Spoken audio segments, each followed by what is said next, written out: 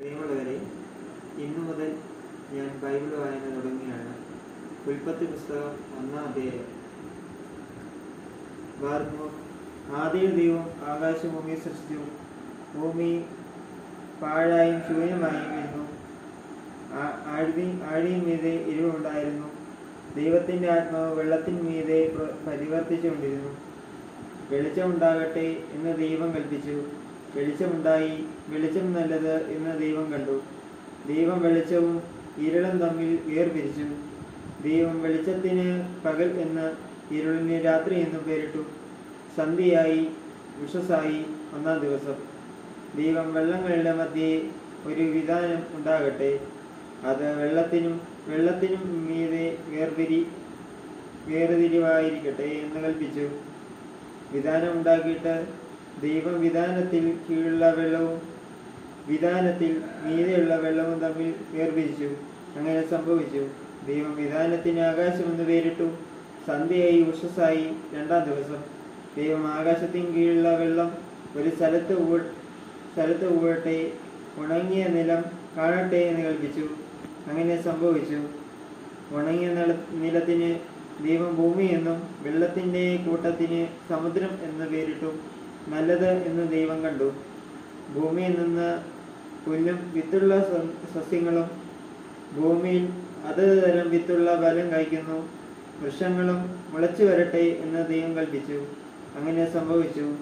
ഭൂമിയിൽ നിന്ന് പുല്ലും അതത് തരം വിത്തുള്ള ഫലവും കായ്ക്കുന്ന വൃക്ഷങ്ങളും മുളച്ചു വന്നു. നല്ലതെന്ന് ദൈവം കണ്ടു. സന്ധ്യയായി ഉഷസ്സുമായി 3-ാം ദിവസം.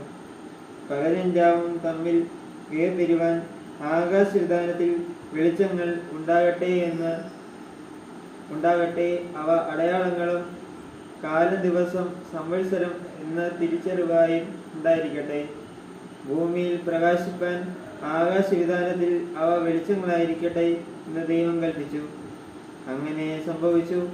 പകൽ വാഴേണ്ടതിന് വലിപ്പമേറിയ വെളിച്ചവും രാത്രി വാഴേണ്ടതിന് വലിപ്പം കുറഞ്ഞ വെളിച്ചവും ആയി 2 വലിയ വെളിച്ചങ്ങളെ ദൈവം ഉണ്ടാക്കി. നക്ഷത്രങ്ങളെ ഉണ്ടാക്കി. ഭൂമിയെ പ്രകാശിപ്പിക്കാനും പകലും രാത്രിയും വാഴുവാനും വെളിച്ചത്തെയും ഇരുളിനെയും തമ്മിൽ വേർപിരിപ്പാനുമായി ദൈവം അവയെ ആകാശവിധാനത്തിൽ നിർത്തി. നല്ലത് എന്ന് ദൈവം കണ്ടു. സന്ധ്യയായി ഉഷസ്സായി 4-ാം ദിവസം. വെളിച്ചത്തിൽ ജലജന്തുക്കൾ കൂട്ടമായി ജനിക്കട്ടെ. ഭൂമിയിൽ മീതെ ആകാശവിധാനത്തിൽ പാറജാതി പറക്കട്ടെ എന്ന് ദൈവം കൽപ്പിച്ചു. ദൈവം വലിയ തിമിംഗലത്തെയും വെള്ളത്തിൽ കൂട്ടമായി ജനിച്ചു.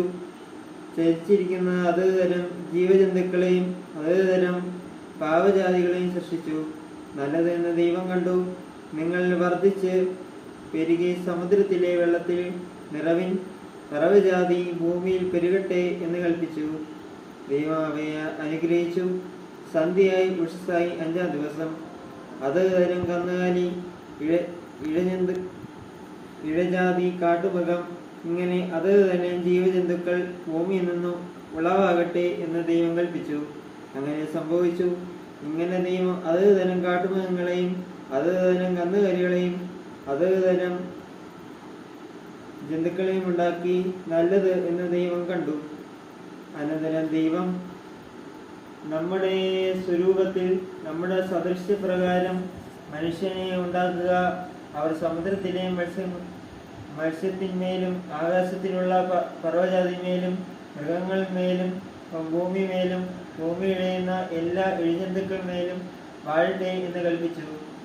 ഇങ്ങനെ ദൈവം തന്റെ സ്വരൂപത്തിൽ മനുഷ്യനെ സൃഷ്ടിച്ചു. ദൈവത്തിന്റെ സ്വരൂപത്തിൽ അവനെ സൃഷ്ടിച്ചു. ആണും പെണ്ണുമായി അവനെ സൃഷ്ടിച്ചു. ദൈവം അവരെ അനുഗ്രഹിച്ചു. നിങ്ങൾ സന്താനമുള്ളവരായി പെരുകി ഭൂമിയിൽ നിറഞ്ഞ് അതിനെ അടക്കി. സമുദ്രത്തിൽ മത്സ്യത്തിന്മേലും ആകാശത്തിലെ പർവ്വജാതിമേലും സകല ജലജന്തുക്കളിന്മേലും വാഴുവിൻ എന്ന് അവരോട് കൽപ്പിച്ചു.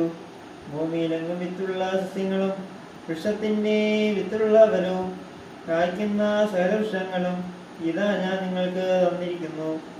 അവ നിങ്ങൾക്ക് അനുഗ്രഹമായിരിക്കട്ടെ. ഭൂമിയിലെ സകല മൃഗങ്ങൾക്കും ആകാശത്തിലെ എല്ലാ പറവകൾക്കും ഭൂമി ചരിക്കുന്ന സകല ഭൂജല ജന്തുക്കൾക്കും ആഹാരമായിട്ട പച്ച സസ്യങ്ങളും ഒക്കെയും താൻ കൊടുത്തിരിക്കുന്നു എന്ന് ദൈവം കൽപ്പിച്ചു. അങ്ങനെ സംഭവിച്ചു. താൻ ഉണ്ടാക്കിയതിനെ ഒക്കെയും ദൈവം നോക്കി അത് എത്രയും നല്ലത് എന്ന് കണ്ടു. സന്ധ്യ 6-ാം ദിവസം ദൈവമേ സ്വയോഗ്യമാകുമോ.